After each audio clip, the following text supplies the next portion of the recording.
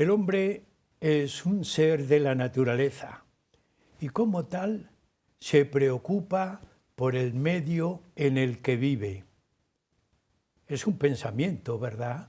Pero en esta preocupación aparece una gran preocupación, la biodiversidad de los ecosistemas.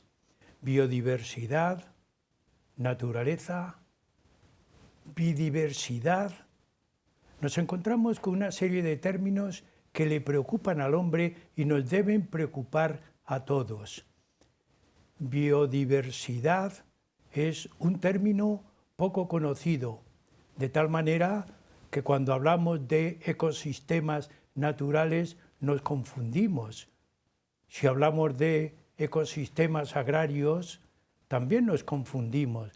Y tampoco tenemos muy claro qué es la biodiversidad referida a los animales. ¿Verdad que no? ¿Verdad que por ahí, pues amigos, todo este tipo de conceptos de la biodiversidad le preocupa al mundo y sobre todo al hombre del mundo actual? Porque está relacionado no solamente con la naturaleza, con el ecosistema natural, sino también con la economía. Pensamos que la economía no está en todos los momentos y lugares y situaciones del hombre. Si no lo hacemos, estamos confundidos. Todo este conjunto de ideas, todo este conjunto de necesidades que tiene el hombre actual referido a la biodiversidad, nos hace pensar que tenemos que desarrollarlo, programarlo, divulgarlo. Huella de nuestro tiempo recoge todas estas ideas, de tal manera que hoy les vamos a ofrecer un tema muy concreto, en donde relacionemos ganadería y biodiversidad, con este título: Ganadería extensiva y biodiversidad.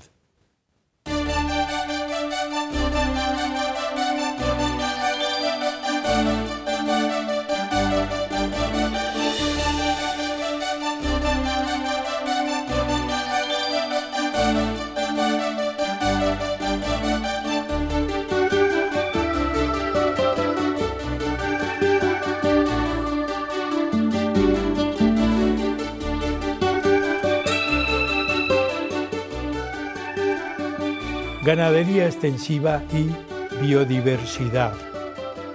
Cuando pensamos en la biodiversidad, tenemos que hacer un gran esfuerzo para meternos en el concepto, porque hablamos de ecosistemas naturales, ecosistemas agrarios, ecosistemas también de ganadería. Pues bien, amigos, con esta idea hoy tenemos, como siempre, a un especialista en el tema. Se trata de doña Pilar Gil Adrados, a quien le damos la bienvenida por haber acudido al programa, porque todo esto necesita una información de un especialista. Yo he estado haciendo un poco filigranas con el pensamiento cuando presentaba el programa, porque cuesta el hablar biodiversidad, diversidad. Claro, diverso es distinto, distinto el campo, distinto de los animales, pero todo está relacionado. Hay un pensamiento muy bonito que luego te lo quiero volver a repetir, un pensamiento muy bonito. Los animales modelan el ambiente. Lo dejo ahí, Pilar. Bueno, bienvenida al programa. Muchas gracias, Andrés. Amigos, doña Pilar Gil Adrados es doctora en Ciencias Veterinarias por la Universidad Complutense de Madrid, también licenciada en Veterinaria por la misma universidad y diplomada en Alimentación, Educación, Alimentación y Nutrición. Tiene algo especial, su trabajo, su empeño, sus estudios, su divulgación de la ganadería, que es lo que más título le da, aunque tiene otros, como es doctora, es académica correspondiente, se llama así, Sí. de la Real Academia de Ciencias Veterinarias. Sí, sí. Es que no quiero equivocarme. Sí, así es. Y de doctores también. Pero también pertenece a la Real Academia de Doctores de España. Es de la cofradía de número de la Cofradía Internacional de Investigadores de Toledo, escritora, divulgadora, conferenciante. No quiero decir más porque siempre se me va a olvidar algo. Así que, Pilar, lo que me está preocupando, que luego te diré muchas preocupaciones, pero lo primero, cuando hablamos de biodiversidad, suena, es una palabra esdrújula, además, pero está formado vida y diversidad. ¿Qué es la biodiversidad? Luego te voy a preguntar otra, obligadamente, pero ¿qué es la biodiversidad?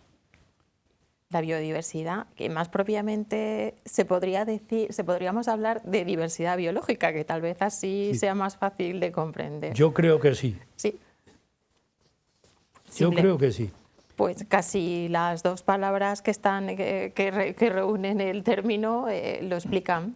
Se trata de justamente eso, de que hay una variación en la naturaleza que es necesaria para mantenerla.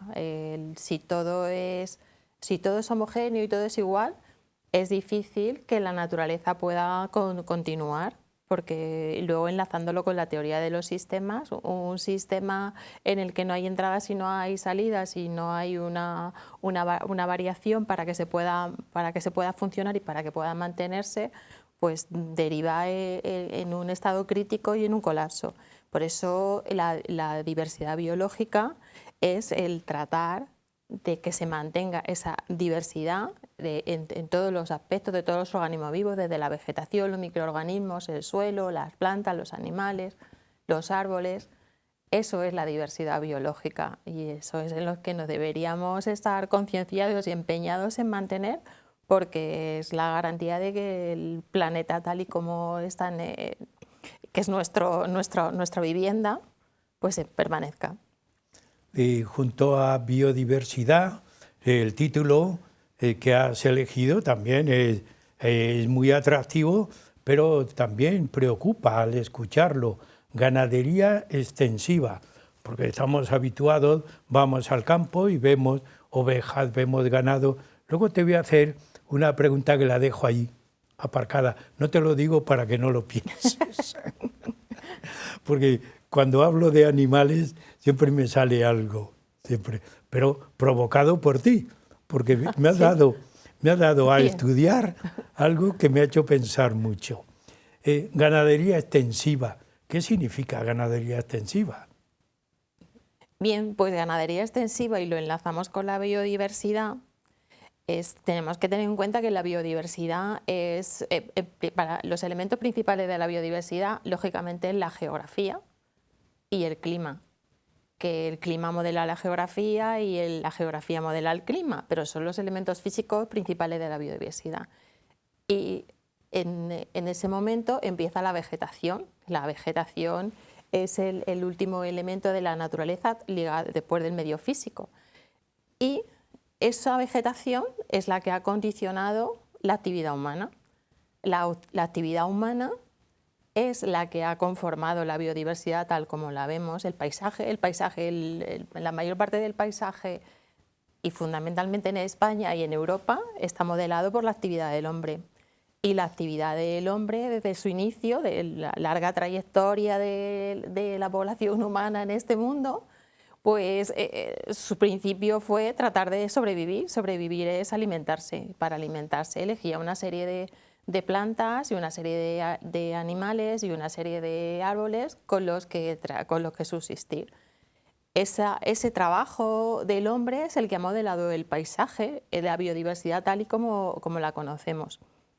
Esos ecosistemas están entrelazados porque la naturaleza es un conjunto, es una solución de continuidad. No hay un ecosistema agrario, un ecosistema natural. Esos son conceptos con los que trabajamos trabajamos para poderlos estudiar, para poder contingentar la realidad. Sí. Si no la contingenta, pues es muy difícil de aprender, ¿no? Pero la naturaleza es un conjunto, el planeta es un conjunto. Y de ahí la importancia de la ganadería extensiva en el modelado del paisaje. El pastoreo de los ecosistemas es vital para que se mantengan, si no habría invasión del matorral y del bosque y se perderían. Es decir, la biodiversidad lo que trata, lo que define es la variación.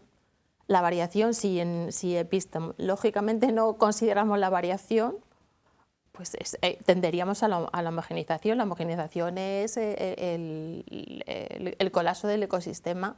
Por eso la ganadería es uno de los elementos clave. Evidentemente hay muchos más factores, pero si hemos titulado esta charla que nos traemos tú y yo, ganadería y biodiversidad, es por la importancia de mantener esa ganadería extensiva ligada al territorio y con las razas autóctonas, que son la expresión de siglos de modelado del paisaje.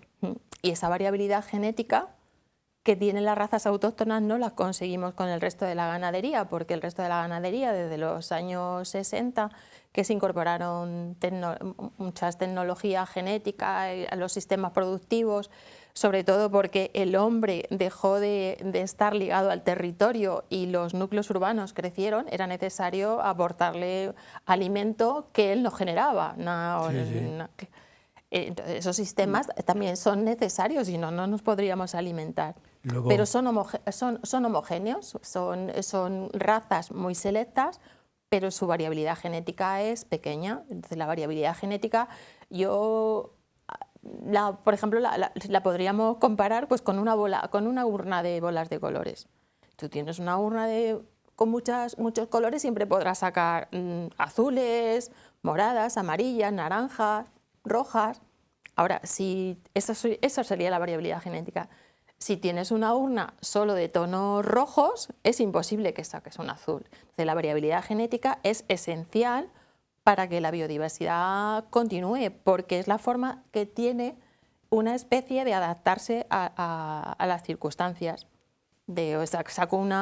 Estoy simplificando tanto que parezco tonta, pero te tienes que adaptar a algo, puedes sacar un gen de un color o de otro, te puedes proyectar de una manera u otra fenotípica.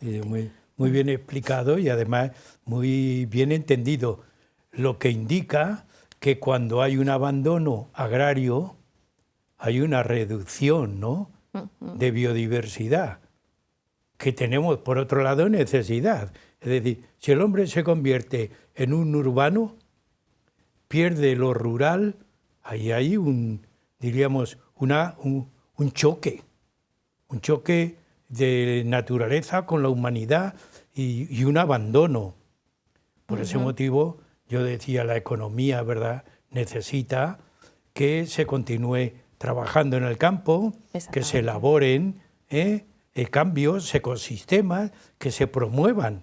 Lo de las bolas me ha encantado, los colores, claro que sí. Pero es la variabilidad, claro. No, es decir, por ese motivo la raza humana, cuando luchamos, aunque sea un poco paréntesis, cuando luchamos la raza pura alemana, la raza pura inglesa, la raza española, castellana, estamos confusos. Si la raza humana es un producto de muchas bolas, ¿no? Sí, es que la raza es un concepto cultural, pero las razas no es que no existan. Lo que puedes identificar son especies, pero las razas son el fruto de las circunstancias, de un territorio, de un clima, y luego de la endogamia. Pero bueno, las razas son culturales, pero ese debate de la variación ya existía con los mendelistas y los darwinistas, ¿no? El tratar de que algo sea continuo, la variabilidad continua, o que la variabilidad sea contingente, o sea, que esté cerrada en distintas categorías, ¿no? Y tú que eres también práctica, no solamente teórica, yo sé que tú visitas el campo. Sí, procuro. Porque hay otros teóricos que visitan los libros, que yo no quiero tocar ese tema, pero tú visitas el campo, tú notas, no sé, referido al campo español, que es donde tú te mueves fundamentalmente, el europeo indiscutiblemente, tú también tuviste por tu profesión y por tu situación profesional en contacto con Europa, en Europa. ¿Tú has visto, primero, qué situación tiene España respecto a Europa y también si tú has notado que el campo en los últimos años, épocas, se mantiene, se mejora? Tú eres especialista en razas, en razas autóctonas. ¿Tú has notado ahí cambio, mantenimiento? Sí, sí, claro, hay un cambio sustancial de los últimos 20 años con respecto a las razas autóctonas, que es de las que estábamos hablando, que son la reserva de la variabilidad genética.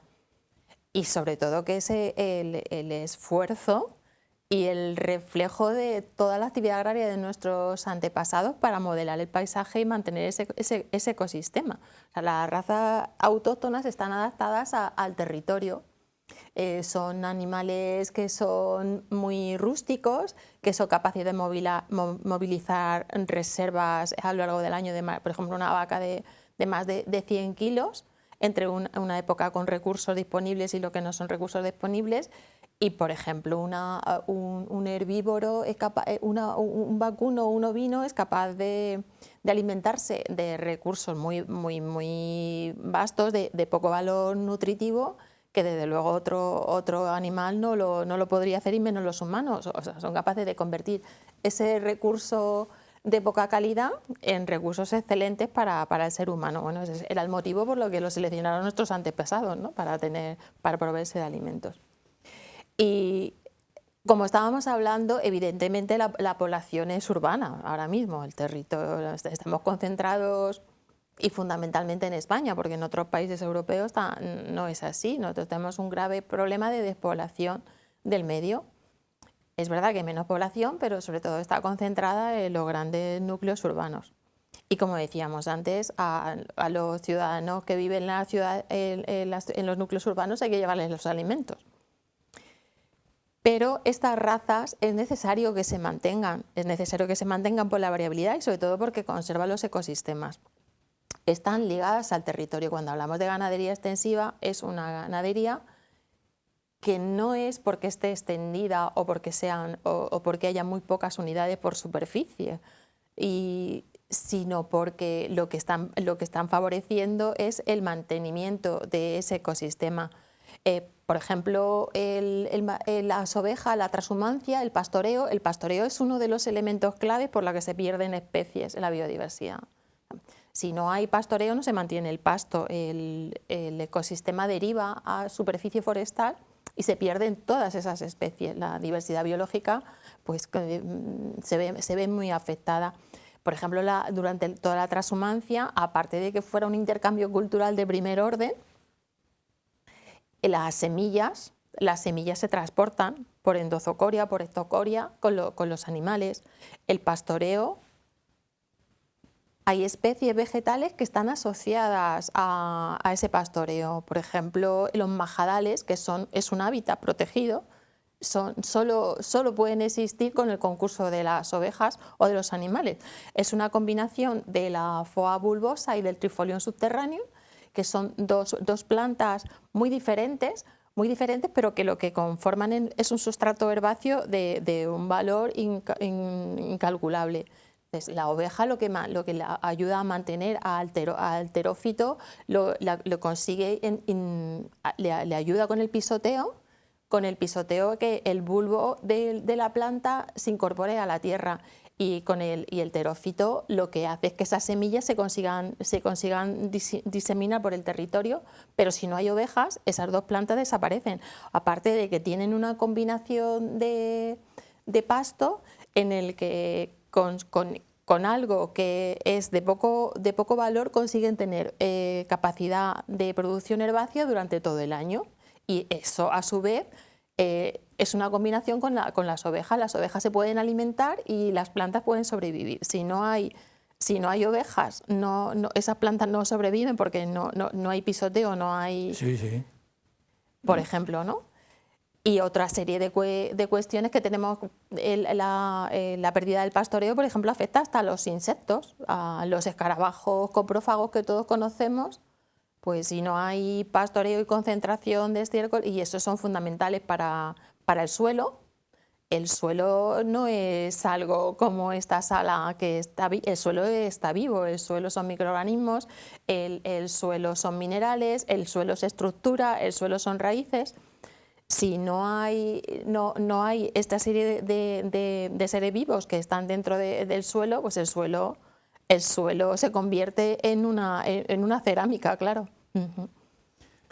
Pilar, has hablado de ovejas. ¿Cómo está el censo actualmente de ovejas, ovino y caprino en nuestra nación? Porque cuando vamos alguna vez al campo vemos explotaciones de cabras. Yo recuerdo una que no quiero citarla para no publicitarlo, que tiene 1000 cabras, por poner un ejemplo.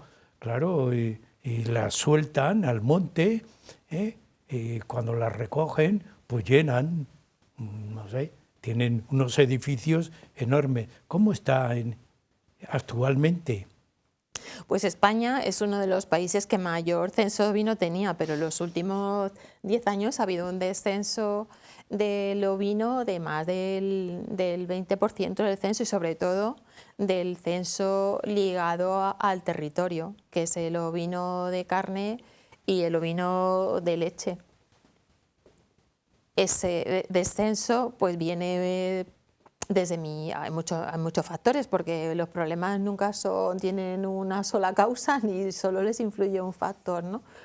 Pero aparte del abandono del territorio, del territorio y del abandono de la actividad agraria, que son dos cosas: abandono del territorio y abandono de la actividad agraria. Y además es el poco consumo que hay de esa carne, ¿no? Éramos de un país que, bueno, ahora precisamente estamos en un periodo navideño que es cuando repunta el consumo, pero también se vienen al mercado otros corderos que no son españoles. Entonces es difícil mantener una actividad agraria cuando el producto que tú vendes tiene poca demanda en el mercado. Entonces, además de todos los esfuerzos que se están haciendo para que el consumidor comprenda lo que es una raza autóctona, lo que es una indicación geográfica protegida, eso no representa ni el 1% del consumo de carne, por ejemplo, del ovino, y algo más del vacuno, ¿no? Pero si yo ahora te pregunto, por ejemplo, si conoces una indicación geográfica protegida de cordero, pues me suspenderías. Claro que sí. Bueno, pues esa es la lástima que deberíamos, como consumidores, y ya no solamente las razas autóctonas, sino el entender bien o mejor el etiquetado, la información que nos están ofreciendo, ¿no? Pues, por ejemplo, una indicación geográfica protegida lo que te está diciendo es que de dónde es ese cordero y en qué condiciones se ha producido y cómo se ha sacrificado, y cuál es la relación con el territorio, igual que la de las razas autóctonas, que es lo que hemos estado hablando antes, que son la garantía de la variabilidad. Entonces, el consumo de carne con logotipo, que te lo encuentras en el mercado, el logotipo 100% raza autóctona, muchas veces el consumidor demandamos mucha información, que me dé más información para poder elegir. Pero todo el esfuerzo que hacen los productores, y lo extiendo no solamente ya a la ganadería, además, pues bueno, es a la hora de la verdad, en el mercado el consumidor ni lo diferencia ni lo valora. Y lo valora, me refiero a la hora de pagarlo, ¿no? Sí, pero hay una cierta obligación.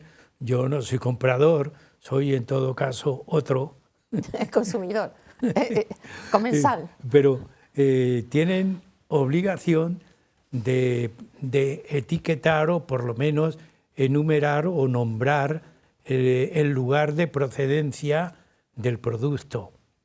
eso se mantiene, ¿no? Como dato obligatorio.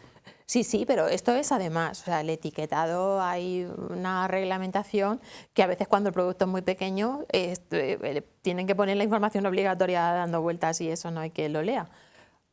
Pero además de eso hay una serie de etiquetado que lo que te están diferenciando es la calidad de lo que estás consumiendo. Por ejemplo, una denominación de origen, eso sí te suena más.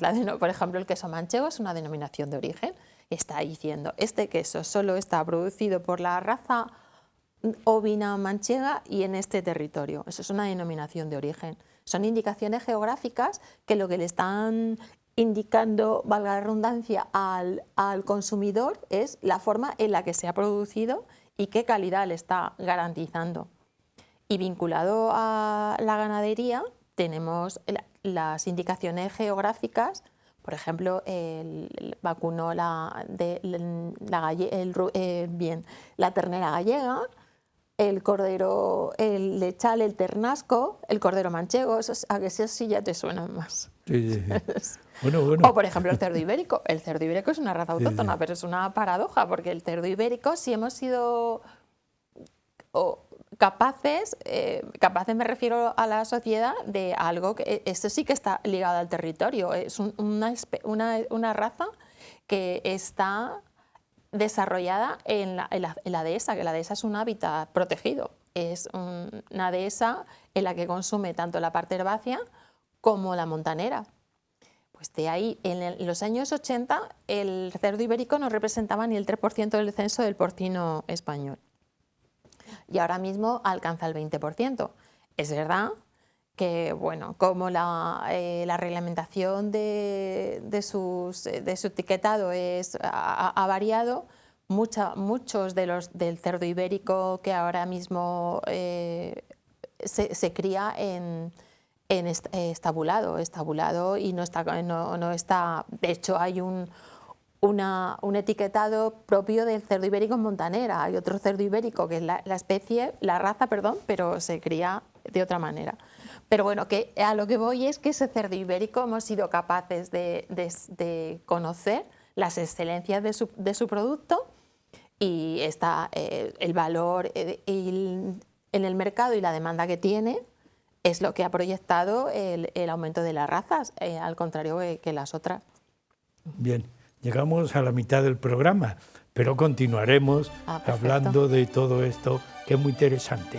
Biodiversidad y razas autóctonas, ganadería autóctona, extensiva.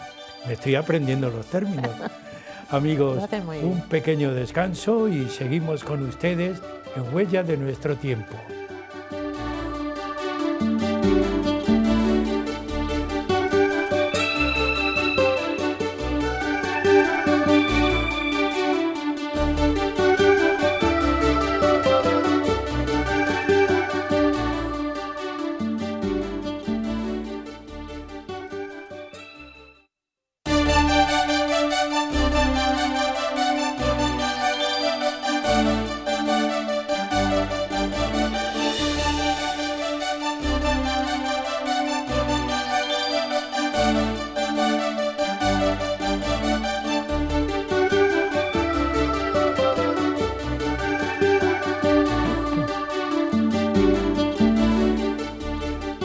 Continuamos en el programa Huellas de Nuestro Tiempo, que hoy contamos con una especialista, doña Pilar Gil Adrados, continúa con nosotros y nos está hablando de razas autóctonas, biodiversidad, nos está hablando de unos conceptos que nos interesan, porque están relacionados con la economía, están relacionados con la producción de carne, están relacionados con el mantenimiento de los ecosistemas naturales. Una cantidad de conceptos que no podemos olvidar si queremos continuar siendo hombres que se preocupan por el medio ambiente y por su vida. Pues bien, vamos a seguir con doña Pilar preguntándole. Nos has hablado de razas autóctonas, ovejas, cabras, ovino, caprino, y estás exponiéndonos de una manera minuciosa, pero muy rica, porque yo ya me he enterado, a la naturaleza no se le puede abandonar. Es decir, como hay muchas ovejas, destrozan la naturaleza. No, al contrario, mejoran la naturaleza. Pero si pensáramos en un momento dado, no hay ovejas, no hay cabras, no hay razas autóctonas que estén pastoreando por el monte. Cuando vamos a los montes de Toledo, por lo menos los que nuestra vista se enriquece viendo la naturaleza, yo digo, hay que ver, qué maravilla, cómo descansa la vista y la mente. Pero eso no sale espontáneamente, surge, ¿verdad? Porque se cultiva, se mantiene. Si en un momento dado, en un lugar concreto, no hay razas autóctonas, ¿qué pasa con ese terreno? ¿Quién lo llena? ¿Quién lo cubre? Porque ahí tiene que... Pues yo dejo ahí sí, un poco la idea. Pues como venimos hablando, se trata de tener un equilibrio. Si no hay un pastoreo de unos animales, si el ecosistema se mantiene, tiene que haber pastoreo de otros. El cambio de suelo, de usos del suelo, también está influenciado por el aumento de los cultivos intensivos. Volvemos a lo mismo, si el hombre tiene que comer, de alguna forma tiene que generar esos alimentos, ¿no? Pero el cambio de uso del suelo conlleva también un cambio en la dinámica de los patógenos. Ahora que, bueno, yo creo que a la mayoría se nos ha olvidado porque hacemos cosas que no... La última pandemia. Esos cambios del uso del suelo van asociados a esa dinámica de patógenos. En cambio, hay otro concepto que es la inmunidad del paisaje, es decir, el equilibrio de los ecosistemas, la diversidad biológica, mantiene una inmunidad del paisaje. Hay muchos estudios que el cambio del suelo, lo que hay es una frontera que estaba equilibrada durante siglos en el intercambio de patógenos. Ayer escuchaba a un especialista sobre murciélagos que hablaba de que los murciélagos son capaces de llevar infinidad de patógenos, virus, bacterias y de todo, y no les afecta a su población. Otra cosa es cuando ya se desequilibra su sistema y lo que hacen es difundir. O sea, por ejemplo, vemos a las cigüeñas, que ahora nos parece maravilloso que estén todo el año aquí. Las cigüeñas se mantienen ahora, sobre todo en España, porque ha habido un cambio de uso del suelo, extensivo, hay arrozales y sobre todo por los vertederos. Entonces, tienen una fuente de alimentación fantástica, ilimitada y además sin ningún trabajo. Eso que ha provocado que ya no emigren, no se arriesgan, no tienen, ¿para qué se van a arriesgar a emigrar hasta Sahel si tampoco no tienen garantía de que allí tengan alimentos si lo tienen aquí al lado? Es más, las crías a los 4 o 5 años aprenden que no hay necesidad de arriesgarse, o sea, el instinto a los 4 años está suspendido. ¿Qué pasa con esas concentraciones de cigüeñas? Pues la concentración de cigüeñas lo que hace es una circulación de enterobacteriáceas, de Escherichia coli y de salmonelas, que todos conocemos, y están ligadas a la resistencia antimicrobiana. De hecho, creo que hay una de las diapositivas, por ejemplo, de los estorninos ligados a las producciones intensivas, son capaces de difundir el Escherichia coli en un día pues a kilómetros.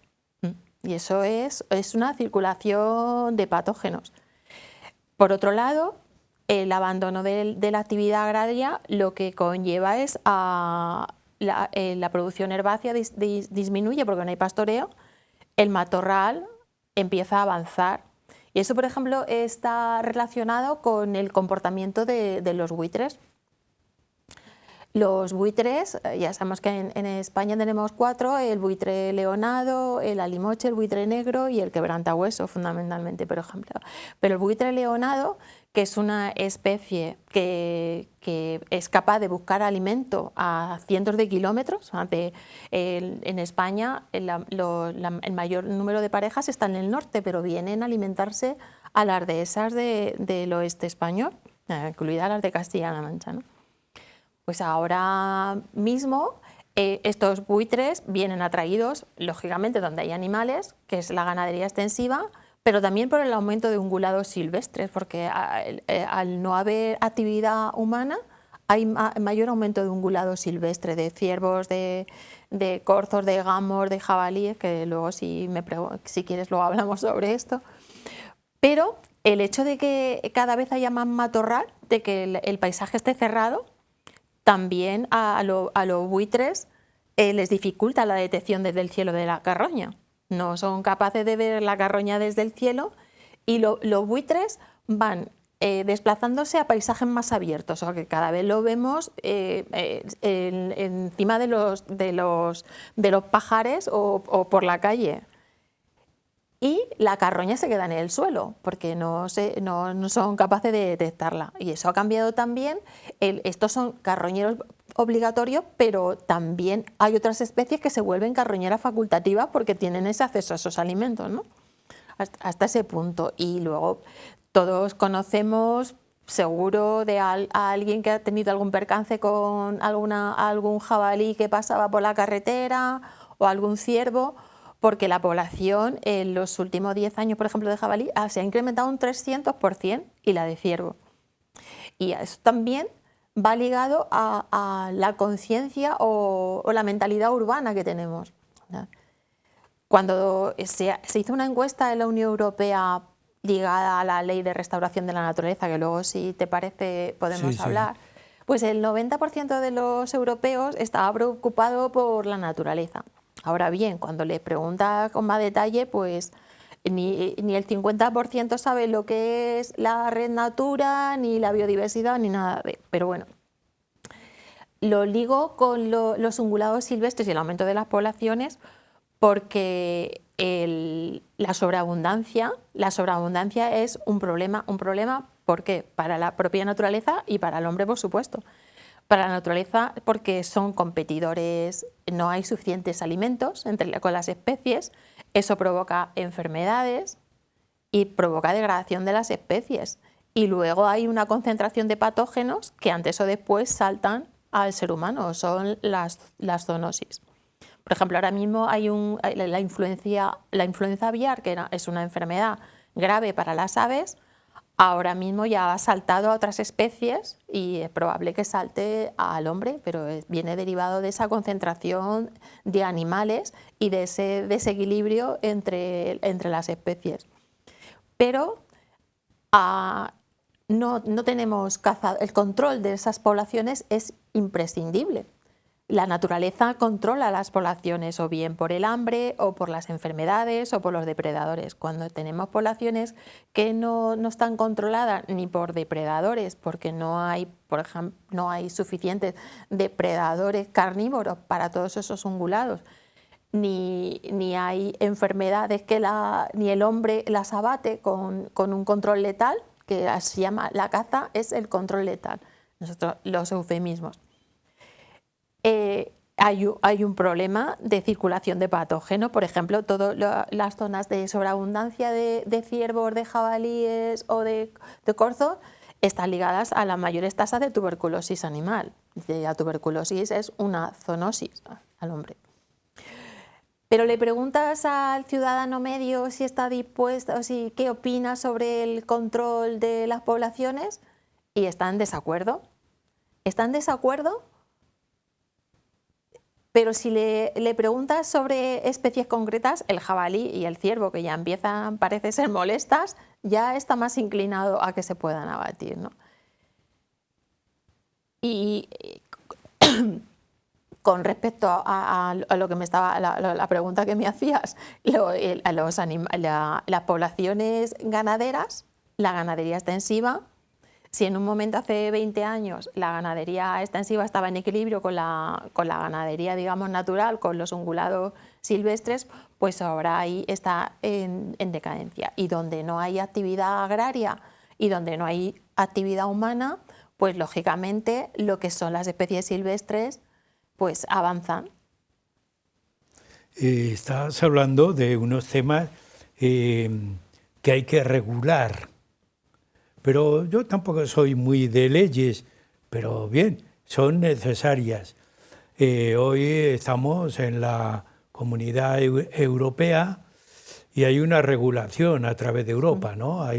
Tú que has trabajado también en Bruselas, habrás visto cómo ha evolucionado todo este tratamiento, digo evolucionado a través de regulación legal.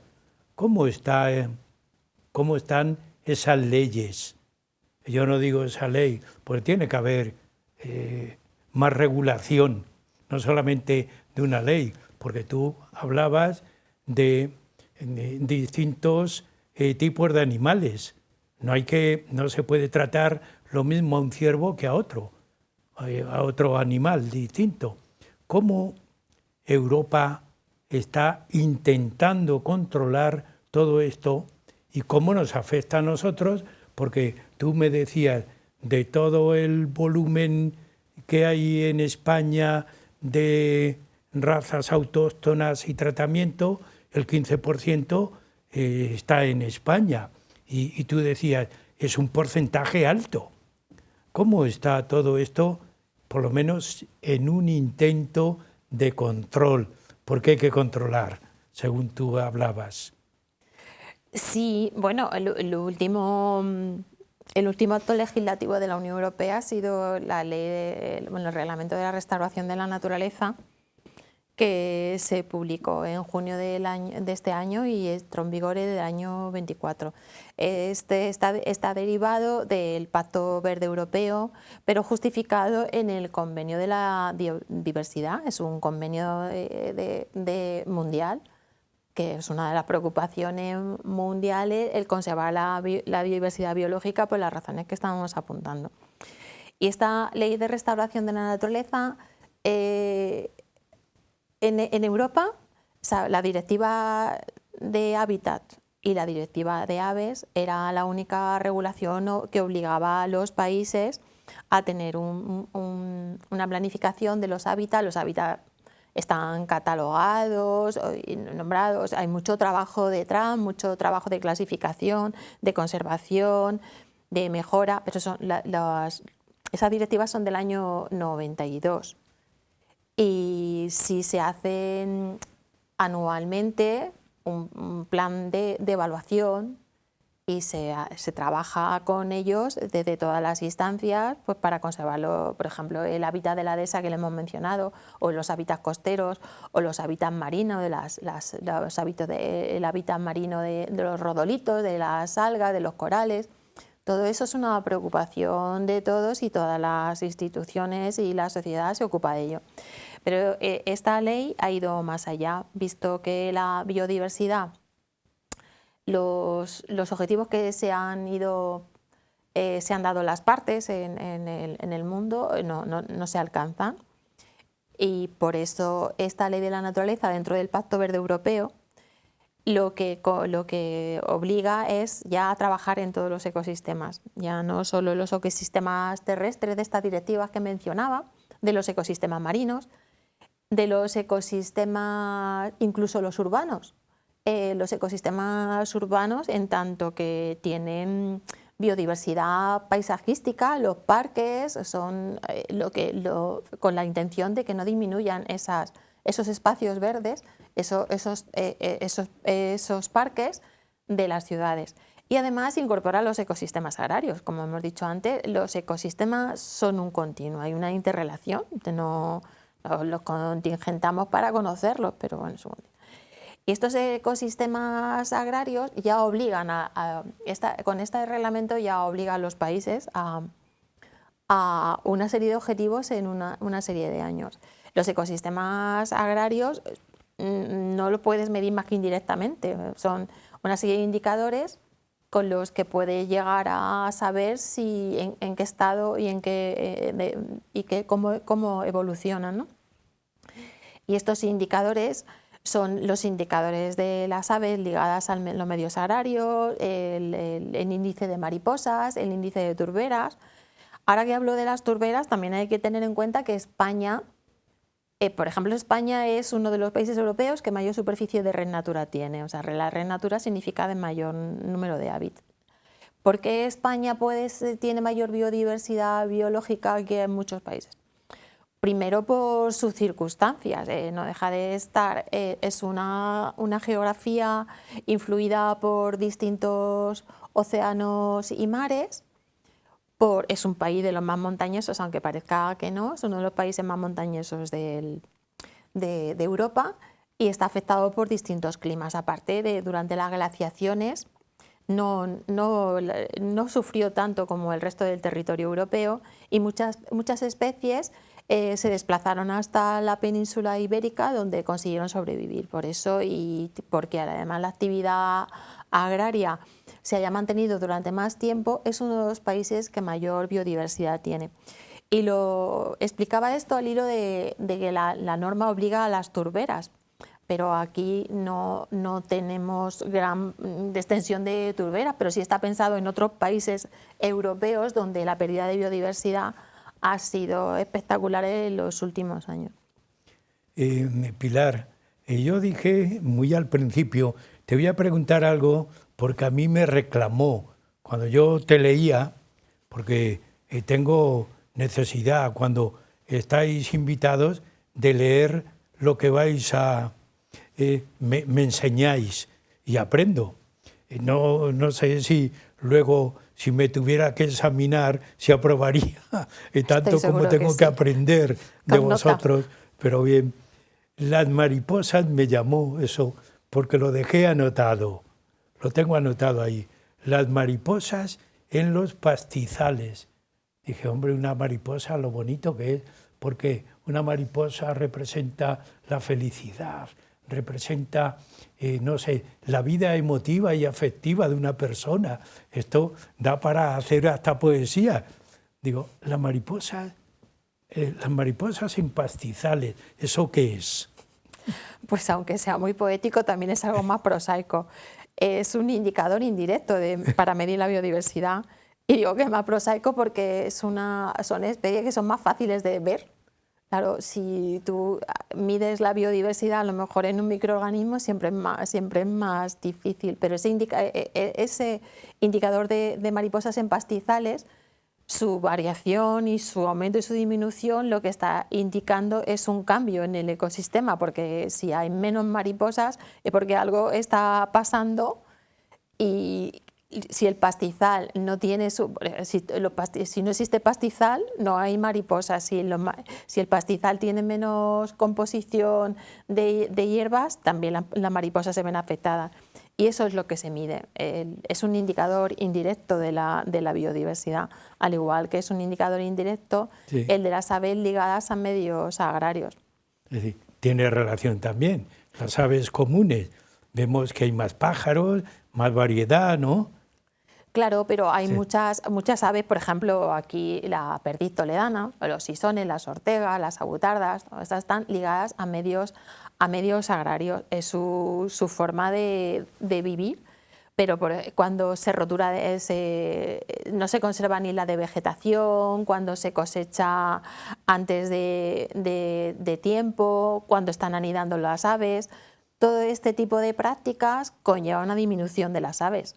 Y las aves son un indicador de biodiversidad. Entonces, por ejemplo, todos los trabajos que se han hecho aquí en Castilla-La Mancha, el indicador de aves se mantiene, pero, por ejemplo, los indicadores de aves ligados a medios forestales se aumenta porque, claro, en el medio forestal tienen muchas menos interrupciones las aves que en el medio agrario. Sí. Por eso. Tú que has trabajado en Bruselas, que trabajas en la Consejería de Agricultura aquí en Castilla-La Mancha, ¿cómo se regula en Castilla-La Mancha? ¿Hay algo especial o solamente se adaptan tal como vienen las leyes? ¿O qué hay de específico en Castilla-La Mancha. Sí, bueno, pues en Castilla-La Mancha, con respecto a las directivas obligatorias, pues nosotros en Castilla-La Mancha más del 30%, casi el 30% del territorio es un espacio natural protegido, que eso conlleva planes de gestión, los hábitats de los que hablábamos, y con respecto a la biodiversidad en los ecosistemas agrarios, pues lo que se desarrollan son una serie de actuaciones tratando de mejorar el estado de los ecosistemas agrarios. Por ejemplo, hay ayuda para mantener los animales en pastoreo extensivo, con una serie de requisitos, con una carga ganadera menor, para evitar el sobrepastoreo, que también daña el ecosistema agrario, y ahí se alcanza casi 1 millón de hectáreas. Por ejemplo, hay medidas para favorecer la polinización, y en este caso, por ejemplo, es una medida que lo que se trata es de fomentar el cultivo de plantas aromáticas. Con una serie de compromisos, de no segado, de evitar que durante una serie de tiempos en la que la entomofauna, sobre todo las abejas, tienen más recursos, pues el agricultor lo mantiene para favorecer esa polinización.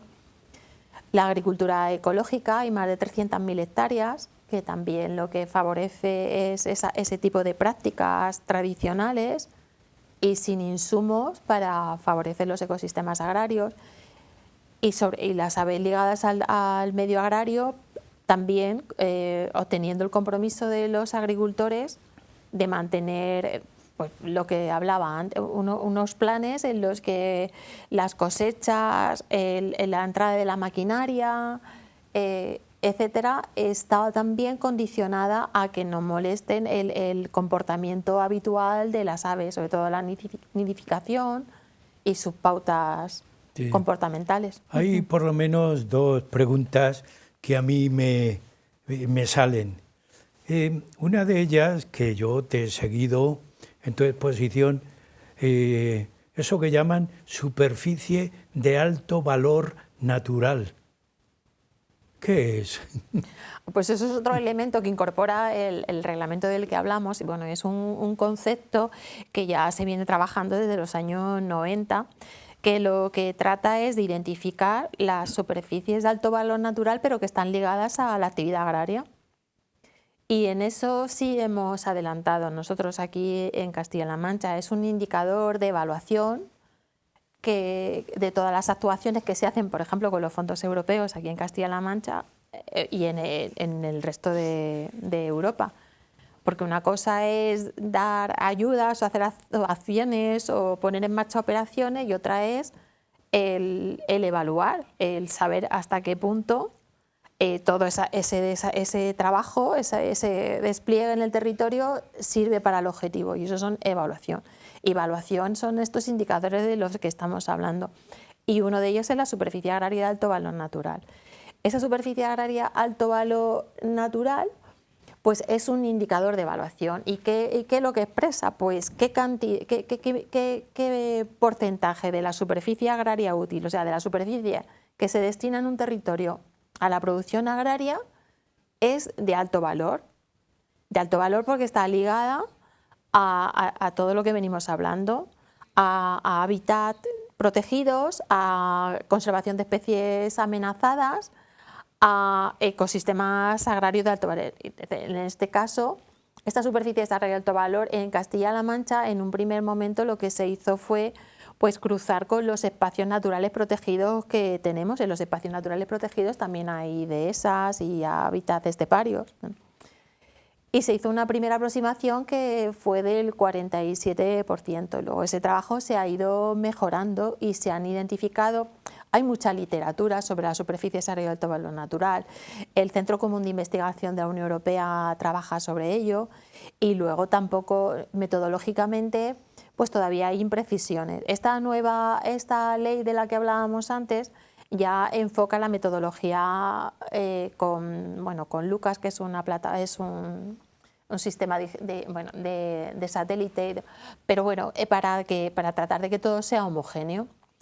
Y ese indicador lo que mide son los elementos de paisajísticos ligados al medio agrario. Nosotros aquí en Castilla-La Mancha se han identificado 3 superficies agrarias de alto valor natural, 3 tipos. Una primera que está ligada sobre todo a las zonas de dehesa, de zonas de dehesa, sobre todo con quercus, y a elementos de pastoreo, que ahí fundamentalmente es donde está ligado la ganadería extensiva. La ganadería extensiva es vital para la conservación de esa superficie de alto valor natural. Si no hay pastoreo, no se mantiene la superficie herbácea de las dehesas ni de las estepas cerealistas. La otra superficie de alto valor natural, el tipo 2, está ligado podríamos decirlo, a los cultivos de mosaico, a todo lo que es derivado de los cultivos agrarios, que también está relacionado con las aves esteparias de las que veníamos hablando. Y además ahí en esos tiene importancia la ganadería extensiva, porque es el aprovechamiento de las rastrojeras, todos esos cultivos. Y un tercer tipo en el que se engloban ya todos los elementos ligados a las especies amenazadas que no están ni en la superficie 1. En definitiva, en Castilla-La Mancha hay 6 millones casi medio de superficie agraria útil, y la superficie agraria de alto valor natural que se ha identificado utilizando el SIPA, una serie de tecnología digital que hay para el seguimiento de los cultivos, es casi 3 millones, o sea, no llega al 50%, pero es un 47,8%. Es muy interesante, pero yo viendo una noticia últimamente, estaría englobada en todo esto que estás hablando. A los animales les ponían una especie de maquinita controlada para que no pasaran, no saltaran ciertos espacios que estaban también vallados. ¿No te parece a ti que es demasiado para el ganadero, para el agricultor, pedirle tanto o no? Pues sí, a veces sí, es verdad que son los que están es algo inmediatos. que me ha surgido cuando yo vi la noticia y vi el tema. Una última opinión, porque estamos al final del programa. A mí es que me dijo, pobrecito ganadero y pobre agricultor, que también tiene que estar controlando eso. Sí, yo coincido contigo, y es la oportunidad para pensar y ser conscientes como sociedad de que si necesitamos que una parte de nuestros compatriotas se dediquen a cuidar lo que es interesante o lo que es importante e imprescindible para todos, evidentemente eso hay que retribuirlo, claro. Bueno, Pilar, no quiero preguntarte más porque nos has dicho tantas cosas tan bonitas, tan atractivas, y lo de la mariposa no se me va a olvidar, lo voy a dejar ahí. Así que continúa estudiando, trabajando, y que continúes también con nosotros en el programa Huella de Nuestro Tiempo. Y yo siempre digo a los invitados, hasta el próximo. Muchas gracias, Andrés, con mucho gusto. Y también a ustedes, como siempre les digo, hasta el próximo programa, porque Huellas de Nuestro Tiempo todas las semanas les presenta un nuevo tema. Síganos.